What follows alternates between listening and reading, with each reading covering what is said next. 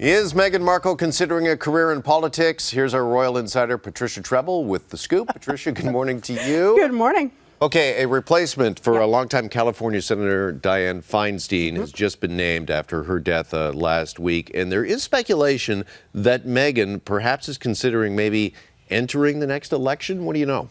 So I don't think she's going to go for senator. First of all, there's a lot of really good candidates and who've already been raising tens of millions of dollars. But she has made no secret that she is interested in politics. And I think this might be a longer term goal for her. Her name got bandied about because the governor of California, Gavin Newsom, said he was going to appoint a black woman to the role. So all of a sudden, Meghan's name came up. And she would be very high profile. But there are a few caveats, which is, A, it's a caretaker role, as you mentioned. B, financial disclosures. We'd learn a lot about the finances of her and Prince Harry. Huge amounts of fundraising, huge amounts of campaigning. And also, you spend a lot of time in Washington. You know, she's got young kids. The other elephant in the room, which nobody seems to want to talk about, is the fact that she is the daughter-in-law of a head of state, not American head of state. And she has a title. So if that wasn't going to be an issue before, that would definitely be an issue if she ever comes into politics. Okay. Want to ask you about the royal website being knocked offline yesterday. Yeah. So it was off for a few hours. Denial of service is what they call it. They're very clear it was not a hack. They did not get in. Not unexpected. Apparently it was Russian hackers who did this. And the royals are a really high-profile target because, of course, they have been really high-profile supporters of Ukraine and the Ukrainian people during the war. But it just shows you, I mean, every site now. I mean, you have to double down and triple down on security, and they do. They have a lot of security experts working on that. But it's simply, you know, it's a sign. I mean, everyone's getting hacked these days, it seems. Sure, and you got to believe the royal website is a big target. Yeah, big target. Sure. All right, it's been confirmed that Prince William will be solo for next month's Earthshot Prize ceremony. After attending the last two, what is keeping Kate away this time? So, yeah, we thought she'd be there, right? A bit of glamour. I mean, last time she had that rented green gown she wore in Boston, which is, you know, very environmentally friendly and stuff like that. And we thought they'd probably maybe even do a little bit of a tour afterwards because they haven't done a foreign tour since the spring of 2022.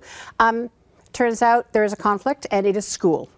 George, who is 10, has really crucial exams coming up that particular week. And so Kate wants to make sure that at least one parent is home with him because, of course, you know what exams are like with kids.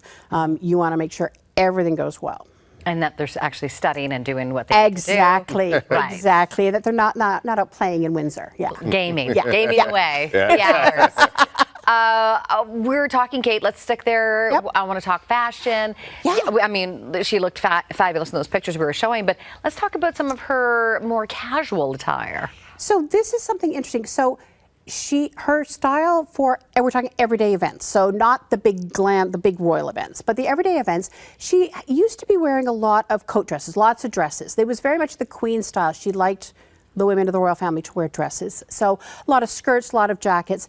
But in the recent years, and it's been slowly trending, and I think we hit a tipping point this month, or this last month, pantsuits. She wears a lot of pantsuits, a lot of blazers with trousers, white tops. Very, very plain, very minimalist. In September, 80% of her outfits were that. And really the reasoning is simple. Like with everyone, you want the focus to be on what you're talking about. You want the focus to be on the organizations, not on your clothes. And that's what she's doing. Yeah. All right. Finally, there's plenty of discussion, Patricia, about who will get to write Queen Elizabeth's official biography. Now, tradition dictates that the monarch commissions a historian to write about the previous monarch. Yep. And this is something for people who like royal history. We've been kind of waiting for this.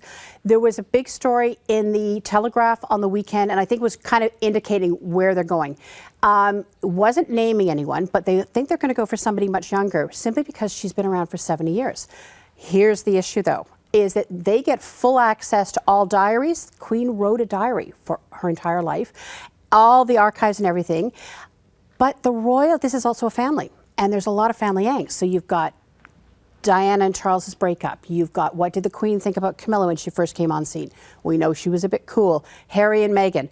And the royals have a tendency in the past of making sure that only what they want printed it comes out. So Princess Margaret actually had a bonfire. She burnt Diana's letters to the Queen Mother at Kensington Palace. Bonfire.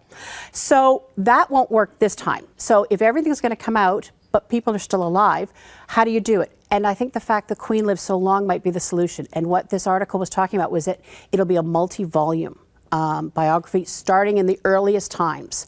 So Winston Churchill, long dead, we can talk about him.